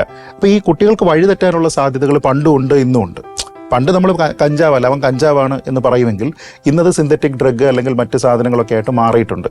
അപ്പം ഞാൻ പറയുന്നതെന്ന് വെച്ചാൽ ബേസിക്കലി ഈ നമ്മൾ കൂടുതൽ സ്ട്രിക്റ്റ് ആകുക എന്നുള്ളതല്ല, കുട്ടികൾക്ക് വീട്ടിൽ പേരൻസിനോട് ഓപ്പണായിട്ട് എന്തിനെ പറ്റി സംസാരിക്കാനായിട്ട് കഴിയണം. നമ്മൾ ഈ പറയുന്ന കാര്യങ്ങൾ മാത്രമല്ലല്ലോ, പോക്സോ കേസുകൾ ഉൾപ്പെടെയുള്ള എത്രയോ കേസുകൾക്ക് അബ്യൂസൊക്കെ കുട്ടികൾക്കുണ്ടാകുന്നുണ്ട്. ഞാൻ പറയുന്ന പേരൻസിനോട് വളരെ ഓപ്പണായിട്ട് സംസാരിക്കാനുള്ള ഒരു സ്വാതന്ത്ര്യം കുട്ടികൾക്കുണ്ട് എന്ന് അവർക്ക് കൂടി ബോധ്യമുണ്ടാകുന്ന രീതിയിലത്തേക്കുള്ള ഒരു പേരൻറ്റിങ് രീതി ഉണ്ടാകണം. പിന്നെ കുട്ടികൾക്ക് നല്ലതും ചീത്തയും പറഞ്ഞു കൊടുക്കുക. ഞാൻ എൻ്റെ കുട്ടിക്ക് എല്ലാ സ്വാതന്ത്ര്യവും അനുവദിക്കുന്ന പേരൻ്റാണെന്ന് പറയുന്നതിലല്ല, നേരെ മറിച്ച് ഞാൻ ആസ് എ പേരൻ്റ് എവിടെയൊക്കെയാണ് എൻ്റെ ഇൻവോൾവ്മെൻറ്റ് വരേണ്ടത്, എവിടെയാണ് എൻ്റെ കുട്ടി ഫ്രീ ആയിട്ട് പോകേണ്ടത്, ഞാൻ ആ കുട്ടിയെ കറക്റ്റ് ചെയ്യാൻ നിൽക്കുന്ന ഒരു മെൻറ്ററായിട്ട് നിൽക്കുക, ഞാൻ ഒരു ഫ്രണ്ടായിട്ട് നിൽക്കുക എന്ന രീതിയിൽ വരികയാണെങ്കിൽ ഈ കുട്ടികൾ അങ്ങനെ വഴിതെറ്റി പോകണമെന്നില്ല. നമ്മൾ പലപ്പോഴും നോക്കുന്നത് നമ്മുടെ നാട്ടിലെ സ്കൂളുകളിൽ വരെ ഡ്രഗ്സ് ഉപയോഗിക്കുന്ന ആൾക്കാരുണ്ട് അല്ലേ, അത് കുട്ടികളിലേക്ക് വരുന്നു. ഈ കുട്ടികളൊക്കെ വീട്ടിൽ വരുന്നതല്ലേ, എല്ലാ ദിവസവും രാത്രി ഈ കുട്ടികൾ ഉറങ്ങുന്ന അവരുടെ വീട്ടിലാണ്. പക്ഷേ അവരുടെ പേരൻസിന് ഒരിക്കൽ പോലും ഈ ഒരു തെറ്റായ ബിഹേവിയറോ ഒന്നും ജഡ്ജ് ചെയ്യാനായിട്ട് പറ്റുന്നില്ല. കാരണം അവർക്ക് അവരുടെ പ്രൊഫഷണൽ പ്രോബ്ലംസ് വേറെയുണ്ട്, ഫാമിലി പ്രോബ്ലംസ് വേറെയുണ്ട്. ഈ ഫാമിലിയുടെ ബന്ധമെന്ന് പറയുന്നത് തന്നെ പലപ്പോഴും ശരിയായിരിക്കത്തില്ല. അപ്പോൾ ഈ കുട്ടിയോട് എങ്ങനെയാണോ പേരൻസ് ട്രീറ്റ് ചെയ്യുന്നത്, ഒരുപക്ഷെ അതായിരിക്കും ഈ കുട്ടിയും തിരിച്ചു കൊടുക്കുന്നത്. കുറേ ആൾക്കാർ ഇൻട്രോവേർട്ടായിട്ട് വരുന്ന ആൾക്കാരുണ്ടാകും. അങ്ങനെയുള്ളപ്പോൾ ഈ മറ്റ് തെറ്റുകളിലേക്കൊക്കെ പോകാനുള്ള ഒരു സാധ്യതയുണ്ട്. നമ്മുടെ എന്തൊക്കെ പറഞ്ഞു കഴിഞ്ഞാൽ നമ്മുടെ ഒരു സംസ്കാരത്തിൻ്റെ ട്രഡീഷണൽ ആയിട്ടുള്ള ഒരു വാല്യൂ സിസ്റ്റമുണ്ട്, ഒരു കുറേയധികം മൂല്യബോധ്യങ്ങൾ, പിന്നെ ബോധ്യങ്ങൾ, ഈ കാര്യങ്ങളെല്ലാം പണ്ട് വളരെ സ്ട്രോങ് ആയിട്ട് വെക്കുന്നത് നമ്മുടെ ഒരു രീതിയായിരുന്നു. പക്ഷേ ഇന്ന് അങ്ങനെ ആരെങ്കിലും ഉണ്ടെന്നുണ്ടെങ്കിൽ അത് ഒരു പഴഞ്ചൻ സിസ്റ്റമാണ്. കുറച്ചുകൂടി അഡ്വാൻസ്ഡ് ആയിട്ട് കുറച്ചുകൂടി ഫ്രീ ആയിട്ടൊക്കെ നടക്കുക എന്ന രീതിയിലത്തേക്കുള്ള ഒരു കൾച്ചറാണ് നല്ലത് എന്നൊക്കെ കുറച്ച് ആൾക്കാർ ഇന്ന് ചിന്തിക്കുകയും, അപ്പോൾ അതിൻ്റെ ഭാഗമായിട്ട് കുട്ടികളെ ശരി നീ നിൻ്റെ കാര്യത്തിന് പോ, നീ രാത്രി ഇത്ര സമയത്ത് വരുന്നെങ്കിൽ അവർ എന്തിനു പോയി എടുക്കുന്നു, ഇതൊന്നും ചോദിക്കാത്തൊരു രീതിയുണ്ട്. അപ്പോൾ തെറ്റ് കൂടുതലുള്ള ഒരു സമൂഹത്തിനെ സംബന്ധിച്ചിടത്തോളം അത് അവരിലേക്ക് എത്താനുള്ള സാധ്യത വളരെ കൂടുതലാണ്. അതുകൊണ്ട് ഇതിനെ കറക്റ്റ് ചെയ്യാനുള്ള ഒരു മെഷറായിട്ട് മാത്രമേ സർക്കാരിനെ അല്ലെങ്കിൽ സെലിബ്രിറ്റീസിനെ ഉപയോഗിച്ചിട്ടുള്ള ക്യാമ്പയിന്, മീഡിയ ക്യാമ്പയിൻ, ഇതിനൊക്കെ ഒരു പരിധിയുണ്ട്. ഞാൻ പറയുന്നത് ഫസ്റ്റ് തുടങ്ങേണ്ടത് വീട്ടിലാണ്. തന്നെ വീട്ടിൽ ഭയങ്കര ഭക്തിയാണോ? അത്യാവശ്യം ചേച്ചി, ഓവറൊന്നല്ല, എന്നാലും വിശ്വാസിയാണ്, നല്ല വിശ്വാസം. ദേവിയുടെ വിശ്വാസമാണോ? ദേവിയാണോ, ഭഗവാനാണോ? ശിവ ഫാമിലിയാണ് എൻ്റെ. Same bench. ഞാനും ഭയങ്കര ഇഷ്ടാട്ടോ എനിക്ക്. ശരിക്കും ഞാൻ ഇപ്പം വന്നത് ഒരു ക്രിസ്ത്യൻ കമ്മ്യൂണിറ്റിയിൽ നിന്നാണ്. സോ ഞാൻ വന്നത് ഇപ്പോൾ ഒരു ഹിന്ദു കമ്മ്യൂണിറ്റിയിലാണ് ജീവിക്കുന്നത്. ഇപ്പോൾ ക്രിസ്ത്യൻ കമ്മ്യൂണിറ്റിയിലും മറ്റേ മുസ്ലിം കമ്മ്യൂണിറ്റിയിലൊക്കെ അവർക്കൊരു ബേസ് ഉണ്ട്, ഞങ്ങൾക്കൊക്കെ പറഞ്ഞുതരാം. മീൻസ് സൺഡേ സ്കൂള് അല്ലെങ്കിൽ അവർക്ക് അവരുടേതായ ക്ലാസ്സസിൽ പോകാൻ. പക്ഷേ ഇവിടെ വന്നിട്ട് നമ്മൾ ഇന്നത് ചെയ്യണം, ഇന്നത് ചെയ്യാൻ പാടില്ല എന്ന് പറഞ്ഞിട്ട് ഹിന്ദു കമ്മ്യൂണിറ്റിയിൽ കുറച്ച് ചിട്ടകളും മറ്റു കാര്യങ്ങളും ഉണ്ട് അല്ലേ.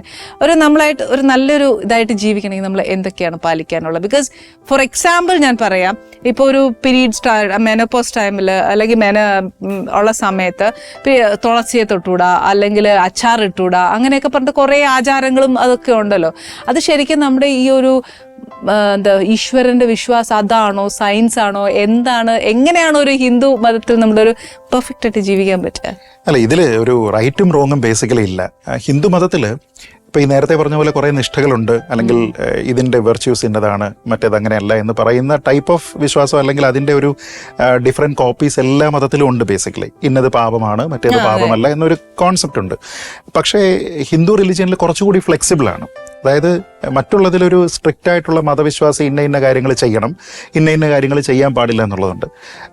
ഇപ്പോൾ ഉദാഹരണത്തിന് നമ്മൾ ഏതൊക്കെ സമയം പ്രാർത്ഥിക്കണം, എത്ര സമയം പ്രാർത്ഥിക്കണം, എവിടെ പോയി പ്രാർത്ഥിക്കണം തുടങ്ങിയ കാര്യങ്ങളിലൊക്കെ തന്നെ കുറേയധികം ചിട്ടവട്ടങ്ങളുണ്ട്. ഹിന്ദുമതത്തിൽ കുറച്ചുകൂടി ലൂസ്ലി കൺസ്ട്രക്റ്റഡ് ആണ് അത്. അതുകൊണ്ട് നിങ്ങൾക്ക് ഏത് ദൈവത്തിൽ വേണമെങ്കിലും വിശ്വസിക്കാം അല്ലേ. അതിപ്പോൾ ശിവനെ വിശ്വസിക്കാം, മുരുകനെ വിശ്വസിക്കാം, ദേവിയെ വിശ്വസിക്കാം, ആരെ വേണം വിശ്വസിക്കാം, ആരും ചോദിക്കില്ല.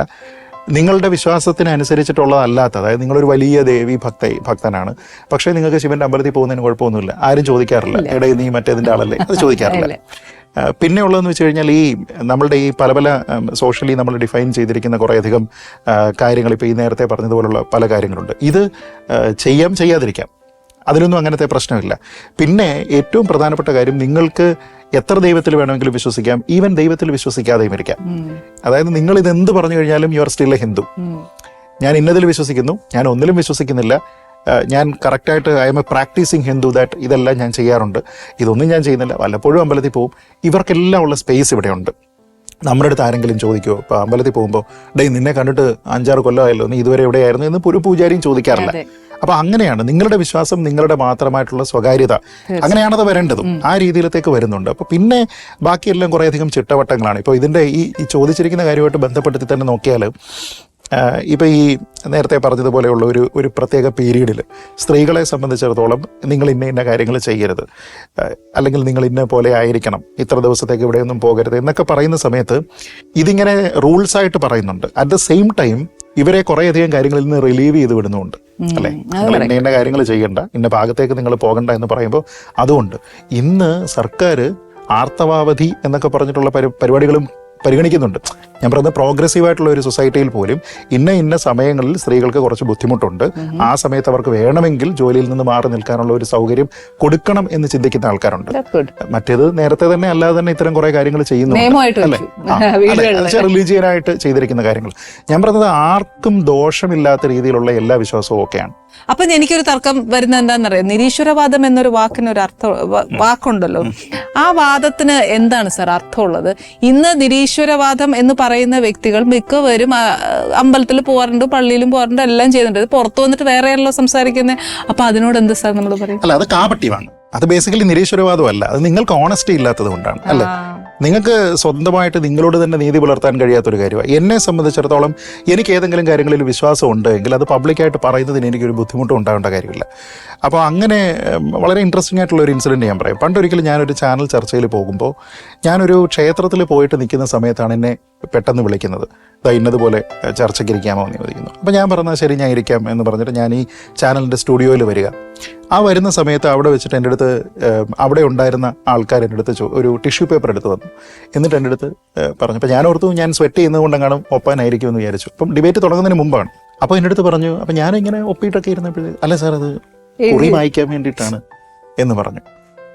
കുറി മായ്ക്കാൻ വേണ്ടിയിട്ട് എന്ന് പറഞ്ഞു. അപ്പം ഞാൻ പറഞ്ഞു, അതവിടെ കിടക്കുന്നതിന് എന്താ കുഴപ്പം? ഞാൻ അമ്പലത്തിൽ നിൽക്കുമ്പോഴല്ലേ നിങ്ങൾ എന്നെ വിളിച്ചേ, അതുകൊണ്ട് ഞാൻ വന്നതല്ലേ. അല്ല, ഞാൻ intentionally I am A proud Hindu എന്ന് കാണിക്കാൻ വേണ്ടിയിട്ട് ഞാൻ തൊട്ടുകൊണ്ട് വന്നൊന്നും അല്ലല്ലോ. ഞാൻ അവിടെ ആയിരുന്നു. ആ ഒരു സാഹചര്യത്തിൽ നിന്ന് ഞാൻ ഇവിടെ വരുമ്പോൾ ഇതെന്തിനാ ഞാൻ മായ്ക്കുന്നത് എന്ന് ചോദിച്ചു. അപ്പോൾ ഇവർ പറഞ്ഞല്ല, ഫീലിങ്സ് ഒഫൻഡ് ചെയ്യാൻ വേണ്ടിയിട്ട് പറഞ്ഞതേ അല്ല, പക്ഷെ ഇവിടെ വരുന്ന പല ആൾക്കാരും ഇങ്ങനെയാണ്.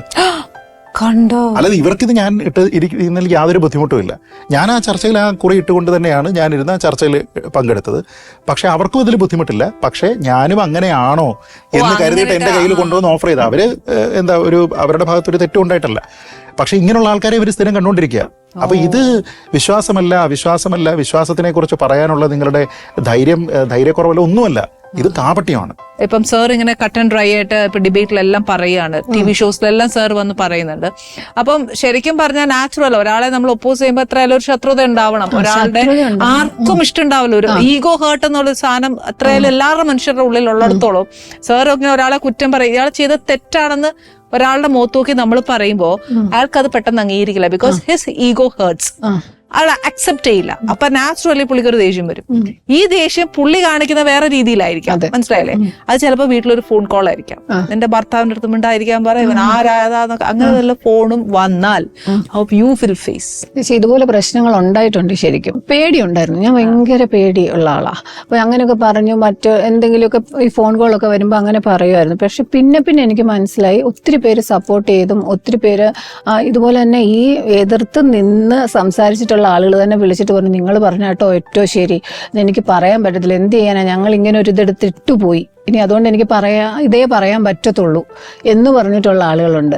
അപ്പം എനിക്ക് തോന്നി, അപ്പം പറയേണ്ട കാര്യങ്ങളാണല്ലോ പറഞ്ഞേ. അപ്പം ഞാൻ കംപ്ലീറ്റ് സപ്പോർട്ട് കൊടുക്കുക, ഞാൻ തന്നെ അയ്യോ എനിക്ക് പേടിയാന്ന് പറഞ്ഞ് അങ്ങനെ ഒരാളെ ഇതാക്കണ്ടല്ലോ. അല്ല, ധന്യ പറഞ്ഞിട്ടില്ലേ സാറിന്റെ അടുത്ത്, ചേട്ടാ അങ്ങനെയൊന്നും പറയണ്ട, എന്തിനാ വെറുതെ എപ്പോഴും പറഞ്ഞിട്ടുണ്ട്. പിന്നെ ഇപ്പൊ പറയാതായി, ആരെങ്കിലും പറയട്ടെ എന്ന് എനിക്കും തോന്നി തുടങ്ങി. ഈ ഡിബേറ്റ് മറ്റു കാര്യങ്ങൾ അച്ഛൻ ഇങ്ങനെ ചെയ്യുന്നുണ്ടെന്നും അച്ഛൻ കട്ട് ആൻഡ് ഡ്രൈ ആയിട്ടാണ് എല്ലാം പറയുന്നതെന്നൊക്കെ അദ്ദേഹത്തിന് അറിയോ? അച്ഛൻ എന്താണ് സൊസൈറ്റിയിൽ ചെയ്യുന്നത്? അച്ഛന്റെ റോൾ എന്താണ് സൊസൈറ്റിയിൽ? അച്ഛ ബേസിക്കലി സൊസൈറ്റിയില് ശരിയുള്ള എന്താണോ അത് ജനങ്ങൾക്ക് അല്ലെ മനുഷ്യർക്ക് പറഞ്ഞു കൊടുക്കും. തെറ്റ് എന്തോ ആണെന്ന് പറഞ്ഞു കൊടുക്കും. ബിക്കോസ് കുറെ പേർക്കാണെങ്കിൽ ഇങ്ങനെ ചിന്തിക്കത്തില്ലേ, ഇങ്ങനെ ചെയ്താൽ ശരിയായിരിക്കും, പക്ഷെ സത്യത്തിൽ അത് ശരിയല്ലായിരിക്കും. അപ്പൊ അച്ഛൻ അത് മനസ്സിലാവും. അപ്പൊ അച്ഛൻ അത് നോക്കിയിട്ട് അത് അച്ഛന് മനസ്സിലാവുമ്പോ അച്ഛൻ പറഞ്ഞു കൊടുക്കും, ഇങ്ങനെ മനുഷ്യർ പറയുന്നത് ശരിയല്ല, ഇങ്ങനെയാണ് ചെയ്യേണ്ടത്, അങ്ങനെയൊക്കെ പറഞ്ഞു കൊടുക്കും. അതാണ്. ഓക്കെ, ഇപ്പം ഈ ഒരു പ്രായമല്ലല്ലോ, you going to be get old അല്ലേ? അപ്പൊ ഈ ചെയ്യുന്ന ഓരോ സ്റ്റെപ്പിലും അച്ഛന്റെ പാത പിന്തുടരാനാണ് മോക്ക് ഇഷ്ടം? അത് എനിക്ക് ഭയങ്കര ഇഷ്ടം. And you are ready to face any consequences? Yes. Very good. ഒരു ക്ലാപ്പ് കൊടുക്കാം അല്ലെ കൊച്ചിന്? ഇപ്പോഴത്തെ ജനറേഷൻ ഇങ്ങനെയൊക്കെ ചിന്തിക്കുക എന്ന് പറയുന്ന അറ്റ് ദ ഏജ് ഓഫ് 11 ഇത്രയും ചിന്തിക്കാനുള്ള ഒരു വകതിരിവ് നമുക്ക് അറ്റ്ലീസ്റ്റ് വേണം. കാര്യം എന്ന് വെച്ചാൽ ഇപ്പോഴത്തെ നാട്ടിലുണ്ടാവുന്ന ഒരുപാട് പ്രശ്നങ്ങൾ ഞാൻ പറഞ്ഞില്ലേ, കുഞ്ഞുങ്ങളെ പോലെ ഇത്രയെങ്കിലും ചിന്തിക്കാൻ, അത് പിന്നെ ബുദ്ധിയുള്ള ഒരു അച്ഛനും അമ്മയൊക്കെ ആയതുകൊണ്ടാ. പക്ഷെ നമുക്കൊന്നും ബുദ്ധി ഇല്ലാന്ന് ഞാൻ ഒരിക്കലും പറയുകയല്ല. പക്ഷെ എന്നാലും ആ ഒരു ബേസ് കോമൺ സെൻസ് വെച്ച് നമ്മളെല്ലാവരും ഒന്ന് ശ്രദ്ധിക്കുന്നത് നല്ലതാ. പക്ഷെ ഒരു കാര്യം ചോദിക്കണം ശ്രീജ സാറിന്. ഇപ്പൊ ഞാൻ ബുദ്ധിയുടെ കാര്യം ചോദിച്ചപ്പോഴാ പറഞ്ഞേ, ഇപ്പൊ സാറിന് ഒരു ഡിബേറ്റിന് വിളിക്കുമ്പോ വിത്തിൻ അവേഴ്സ് അല്ലെങ്കിൽ ഒരു കുറച്ചൊരു ഹാഫ് ഡേ ആയാലും കൂടി sir what the debate the matter is, sir very നല്ലതായിട്ട് പ്രിപ്പയർഡ് ആണ് അല്ലെ? 4 sided സർ പ്രിപ്പയർഡ് ആണ്. ഏത് വഴി എങ്ങനെ ആരോ വന്നാലും ഡിഫെൻഡ് ചെയ്യാൻ സർ റെഡിയാണ്. അത് എങ്ങനെ സർ സാധിക്കുന്നത്? ബുദ്ധിയാണെന്ന് അറിയാം, അതൊരു ട്രേഡ് സീക്രട്ട് ആണ്. പ്ലീസ് ഞങ്ങളെ പോലെ ബുദ്ധി ഇല്ലാത്തവർക്ക് പറഞ്ഞു തരൂ. അല്ല, ഇത് പല ആൾക്കാരും ചെയ്യുന്ന ഒരു ബേസിക് സാധനമുണ്ട്. ആ സീക്രട്ട് പറയുന്നതിൽ എനിക്ക് യാതൊരു ബുദ്ധിമുട്ടുമില്ല. പല ആൾക്കാരും ചെയ്യുന്ന കാര്യം, ഏതെങ്കിലും ഒരു വിഷയത്തിൽ you are for or against അല്ലേ? ഇപ്പം ഞാൻ അതിൽ 4 ആണ് എന്ന് തീരുമാനിച്ചു കഴിഞ്ഞാൽ ഞാൻ എന്താ ചെയ്യുക? ഈ 4ന്റെ പോയിന്റ് മുഴുവൻ പഠിക്കും അല്ലേ? എന്നിട്ട് ഈ അഗെയിൻസ്റ്റുകാരനെ തോപ്പിക്കാനായിട്ട് ഞാൻ ശ്രമിക്കും. ഞാൻ ചെയ്യുന്ന ഒരു രീതി, ഇഫ് ഐ എം 4, എഗെയിൻസ്റ്റിന്റെ പോയിന്റ് ഞാൻ പഠിക്കും. അപ്പൊ ഇവൻ പറയുന്നത് എന്താണെന്ന് അവൻ പറയുന്നതിന് മുമ്പേ എനിക്കറിയാം. അപ്പൊ എനിക്ക് അതിന്റെ കൗണ്ടർ സാധനങ്ങൾ ഓൾറെഡി പ്രിപ്പയർഡ്. ഞാൻ എന്റേത് മാത്രമല്ല പറയുന്നത്, മറ്റേവൻ്റെതാണ്. എന്റേത് എനിക്കറിയാം. നമുക്ക് നാച്ചുറൽ അങ്ങനെ ഒരു ഇൻക്ലിനേഷൻ ഉള്ളത് കൊണ്ടാണല്ലോ പെട്ടെന്നൊരു സാധനം കാണുമ്പോൾ ഇത് നല്ലതാണ് അല്ലെങ്കിൽ ഇത് തെറ്റാണ് എന്നൊരു തോന്നലുണ്ടാവുന്നത്. അപ്പോൾ ഇത് എന്തുകൊണ്ട് ശരിയാണ് അല്ലെങ്കിൽ എന്തുകൊണ്ടാണ് ഞാൻ ആ ഒരു പക്ഷം എടുക്കുന്നത് എന്നതിനെ പറ്റി നമുക്ക് ഓൾറെഡി ഒരു നല്ല ബോധ്യമുണ്ട്. പിന്നെ നമ്മൾ മനസ്സിലാക്കേണ്ടത് അതിനെതിരെ വരുന്ന ആരോപണങ്ങളാണ്. അപ്പം ഞാൻ അത് നന്നായിട്ട് മനസ്സിലാക്കാനായിട്ട് ശ്രമിക്കും. അപ്പോൾ അത് മനസ്സിലാക്കി കഴിഞ്ഞു കഴിഞ്ഞാൽ പിന്നെ അവരവിടെ ഇരിക്കുന്ന സമയത്ത് അവരെ പ്രിയംപ്റ്റ് ചെയ്യുന്ന പോലെയാണ്. അവരെന്താണ് പറയാൻ പോകുന്നത്, അവരെന്തൊക്കെ ചോദ്യം നമ്മളോട് ചോദിക്കുന്ന നമ്മൾ അവരെ നേരത്തെ അറിഞ്ഞിരുന്നെങ്കിൽ ഞങ്ങൾക്കൊക്കെ എന്നതിലും ഒന്നായി പോകാറുന്നല്ലേ. ഇന്ന് ഇതിൽ വരുന്ന സമയത്ത് വരെ ഞാൻ ഓർക്കും, അനുചേച്ചി എന്ത് ചോദ്യമായിരിക്കും ചോദിക്കുക. വിചാരിച്ചതൊന്നും അല്ലല്ലോ ചോദിച്ചത്, പൊട്ട ചോദ്യങ്ങളല്ലേ ചോദിച്ചത്. പക്ഷെ ഞങ്ങള് ഈ കുഞ്ഞു വീട്ടമ്മമാർക്ക് അറിയേണ്ട കുറച്ച് കാര്യങ്ങളേ ഉള്ളൂ. അല്ലാതെ ഞാൻ ശരിക്കും വിചാരിച്ചു സാറ് ഇങ്ങനെ ഭയങ്കര ബുദ്ധിയൊക്കെ വരുന്നത് ഭയങ്കര ഫുഡിൽ ഡയറ്റൊക്കെ നോക്കി, അത് ധന്യയുടെ ഫേസ് പോയി നോക്കിയേ എങ്ങോട്ടൊക്കെയോ പോയി. കപ്പയും മീൻകറിയും വെച്ച് നോക്ക് മുന്നില്, ഭയങ്കര ആ സാധനത്തിനെ പറ്റി പറയവേ വേണ്ട. നമ്മള് രാത്രി ഒരു ഡ്രൈവിന് പോകാന്ന് വിചാരിച്ചു. അച്ഛന്റെ മനസ്സിൽ എപ്പോ കപ്പ മീനെന്ന് കയറി വന്നാലും, മീൻ എന്തോ വേണമെങ്കിലും അവൻ കറിയോ ഫ്രൈയോ എന്തോ ആ മനസ്സിൽ കയറി വന്നാൽ അത് കിട്ടാതെ അടങ്ങത്തില്ല. എന്നാ ഒരു കാര്യം ഞാൻ ചോദിക്കട്ടെ, അച്ഛൻ ഇപ്പം ഇങ്ങനെ ഈ ഭയങ്കര ഡിബേറ്റിനും എല്ലാവരുടെ അടുത്തും എഗേൻസ്റ്റ് സംസാരിക്കാൻ പോലെ ചുമ്മാ പൊട്ടയാ ചോദിക്കുന്നത്. അച്ഛന്റെ മുമ്പിൽ കപ്പയും മീൻകറിയും വെച്ചിട്ട് പറയാനെന്ന് പറഞ്ഞാൽ അച്ഛൻ പറയാതിരിക്കോ? ഇല്ലല്ലോ. കഴിക്കും, പക്ഷെ പറയുകയും ചെയ്യും. പറയേണ്ടത് പറയുകയും ചെയ്യും. Very good. She so confident in you അല്ലേ? എന്താണ് മോക്ക് കൊടുക്കുന്ന ഒരു ഗുഡ് അഡ്വൈസ്? അങ്ങനെയില്ല. ഞാൻ അവളോട് ചെറുപ്പം മുതലേ പറഞ്ഞിട്ടുള്ളത്, എന്ത് ഒപ്പീനിയൻ ഉണ്ടെങ്കിലും പറയണം. അവൾക്ക് ഏതെങ്കിലും ഒരു കാര്യത്തിന് അവൾ ഓക്കെ ആണെന്നുണ്ടെങ്കിൽ ഒറ്റ തവണ മോളെ ഇന്നത് ചെയ്യുമോ എന്ന് ചോദിച്ചാൽ ഞാൻ ചെയ്യും എന്ന് അവൾ പറയും. അവൾക്ക് എന്തെങ്കിലും ഒരു അഭിപ്രായം ഉണ്ടെങ്കിൽ ആ അഭിപ്രായം പറയും. അത് ഞാൻ അവളോട് പറഞ്ഞിട്ടുണ്ട്. ആരുടെ മുന്നിലാണെങ്കിലും ചോദ്യം ഉണ്ടെങ്കിൽ ചോദ്യം ചോദിക്കുക, അഭിപ്രായം ഉണ്ടെങ്കിൽ അഭിപ്രായം പറയുക. അതിൽ യാതൊരു വിധത്തിലുള്ള പ്രശ്നവുമില്ല. മോക്ക് എന്താ ഒരു ഇഷ്ടം തോന്നിയിട്ടുള്ള ധന്യക്ക്? അവൾക്ക് എന്താ ഒരു ടാലന്റ് എക്സ്ട്രാ ഉണ്ടോ? പാടും, നല്ല മ്യൂസിക് പഠിക്കുന്നുണ്ട്. Very good. ഒരു പാട്ട് തന്നിട്ട് പോയാ മതി. മൂക്കൊക്കെ അടഞ്ഞിരിക്കാൻ സാരമില്ല, ഞങ്ങള് കുഴപ്പമൊന്നുമില്ല. ഞങ്ങക്ക് കുഞ്ഞു പിള്ളേർ പാടുന്നതൊക്കെ ഇഷ്ടം. ഏത് പാട്ട് വേണമെങ്കിലും പാടാം. പിന്നെ ഏതും. ഇവിടെ എല്ലാം ഭയങ്കര സ്വാതന്ത്ര്യ. സിദ്ധി വിനായകം അനീശം ചിന്തയാമ്യഹം സിദ്ധി വിനായകം അനീശം चिन्तयाम्यहं सिद्धिविनायकं मनीषं चिन्तयाम्यहं प्रसिद्धगणनायकं विशिष्टार्थदायकं वरं सिद्धिविनायकं मनीषम्. ഭയങ്കര രസമുണ്ട് കേട്ടോ. നിർത്താൻ പറയാൻ തോന്നുന്നില്ല. കൊച്ചെന്നെ നോക്കി മതിയോ ചോദിച്ചപ്പോഴാണ് ഞാൻ പിന്നെ ഓക്കെ എന്ന് പറഞ്ഞത്. പക്ഷെ ഒരു കച്ചേരി കേട്ട് കഴിയുമ്പോൾ ഉണ്ടല്ലോ ഭയങ്കര സന്തോഷം. ഇത് ഫുള്ളായില്ലെങ്കിലും 2 വരിയാണെങ്കിലും ഇവിടെ ആന്റിക്ക് ടൈമില്ലല്ലോ. പക്ഷെ നമ്മൾ കാര്യമായിട്ട് പിന്നെ കേൾക്കും കേട്ടോ. കൊച്ചു എത്ര നേരമായി പ്ലേറ്റിന് മുമ്പേ ഇരിക്കുന്ന അപ്പനെ അമ്മയെ കാട്ടിലും കൊച്ചിന് വിളമ്പാൻ എനിക്ക് ആദ്യം ഇഷ്ടം. ഓക്കെ, അത് എന്റെ ഫുഡ് തരട്ടെ. ഓക്കെ.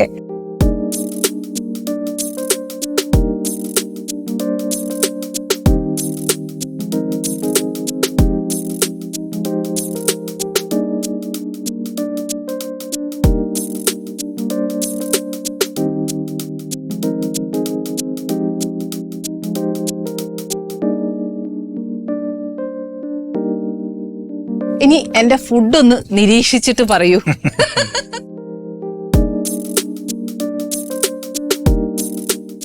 ഇഷ്ടായോ കൊച്ചിന്? ഇനി നമുക്ക് ഇനി ഒരു ദിവസം വരുമ്പോ വേറെ സ്പെഷ്യൽ ഉണ്ടാക്കി തരാം കേട്ടോ. അപ്പൊ നമുക്ക് ഈ പാട്ട് ഫുള്ള് പാടിത്തരണം. ഒരു ഇതിന്റെ ബാക്കി പാടണം. അത് കഴിഞ്ഞൊരു ഫിലിം പാട്ട് പാടണം. നമുക്കൊരു അടിപൊളിയാക്കണ്ടേ? കൊച്ചു കയറുന്നു വിരളൊന്ന് അങ്ങനൊന്നും വേണ്ട കേട്ടോ. എനിക്ക് ഇച്ചിരി പാട്ട് പാടി തന്നാൽ മതി. സോ ഹാപ്പി സാറിന് ബിസി ഷെഡ്യൂളിൽ ഇവിടെ വന്നതിൽ. അത് ഏറ്റവും സന്തോഷം ഫാമിലി ആയിട്ട് വന്നു. ചേച്ചി ഞങ്ങൾ കാര്യം ചേച്ചിയുടെ പ്രോഗ്രാം എന്ന് പറഞ്ഞിട്ട് ആദ്യമായിട്ട് ചാടിത്തുള്ളി പോകുന്നതാണ്. എനിക്ക് എന്നെ ഇഷ്ടം അറിയാം. ഒന്നും പോയിട്ടില്ല. പലരും ഇങ്ങനെ ഫാമിലി ആയിട്ടുള്ള ഇന്റർവ്യൂസിനൊക്കെ വിളിച്ചിട്ടുണ്ട്. വീട്ടിൽ വന്ന് ഷൂട്ട് ചെയ്യാം അതെന്നൊക്കെ പറഞ്ഞിട്ട്. പക്ഷെ ഇവർക്ക് 2 പേർക്കും അങ്ങനെ പൊതുവെ അത്തരം കാര്യങ്ങളിൽ താല്പര്യമില്ല. ഇതിൽ പക്ഷേ മാത്രം എന്നെ വിളിച്ച സമയത്ത് ഫാമിലി ആയിട്ട് വരണം എന്ന് പറഞ്ഞപ്പോഴത്തേക്ക് എനിക്ക് യാതൊരു പ്രതീക്ഷ ഉണ്ടായിരുന്നില്ല. കാരണം ഇങ്ങനെയാണെന്ന് അറിയാമല്ലോ. അപ്പം ഞാൻ ഇവരോട് പറഞ്ഞു ഇതുപോലെ ഡേ ഇന്ന പ്രോഗ്രാം ഉണ്ട്, വിളിച്ചിട്ടുണ്ട്, ഫാമിലി ആയിട്ട് വരണമെന്ന് പറഞ്ഞു. എപ്പോ? ഞാൻ അതെന്ത് സംഭവം? അതിന് ഇതിന് ഉറപ്പായിട്ട് പോകും. കാരണം ആനച്ചേച്ചിയെ വലിയ ഇഷ്ടമാണ്, ഈ പരിപാടി വലിയ ഇഷ്ടമാണ്. ഇവര് കുടുംബപരമായി വലിയ ഫാൻസ് ആട്ടോ. ഈ ഒരു സപ്പോർട്ടാണ് സാർ എന്നൊക്കെ ഉള്ളൂ. അല്ലാതെ അതിൽ കൂടുതലൊന്നും എനിക്ക് ഞാൻ എന്ന് പറയുന്ന വ്യക്തിക്ക് ഒന്നുമില്ല. ഇവരുടെ ഈ സപ്പോർട്ടാണ് എന്റെ ഒരു ബലം. കുക്ക് ചെയ്യുന്നത് കാണാൻ നല്ല രസമാണ്. ഇത്രയും നമുക്ക് ഇത് നോക്കാൻ വന്നിട്ട് അത് നല്ല രസമാണ്. എന്റെ കൊച്ചിന് ഇന്ന് ഞാൻ എന്നതേലൊക്കെ സ്പെഷ്യൽ ഉണ്ടാക്കി കൊടുത്തയച്ചാൽ വിടത്തുള്ളൂ. Anyway thank you very much. ഈ സ്നേഹവും സപ്പോർട്ടും എപ്പോഴും ഉണ്ടാവണം. അമ്മയുടെ അന്വേഷണം പറയണം കേട്ടോ. Thank you very much. വിശേഷങ്ങളും ഒരുപാട് അറിവുകളും നമ്മുടെ ആനീസ് കിച്ചൻ വഴിയെ നമുക്ക് കിട്ടുള്ളൂ എന്ന് ഞാൻ പല വർഷം പറഞ്ഞിട്ടുണ്ട്. അതുകൊണ്ട് ഇനിയും ആനീസ് കിച്ചന്റെ എപ്പിസോഡിൽ പുതിയ അതിഥികളും പുതിയ വിശേഷങ്ങളും പുതിയ വിഭവങ്ങളുമായിട്ട് നമുക്ക് വീണ്ടും കാണണം. Good bye. Annie's Kitchen. Let's cook with love.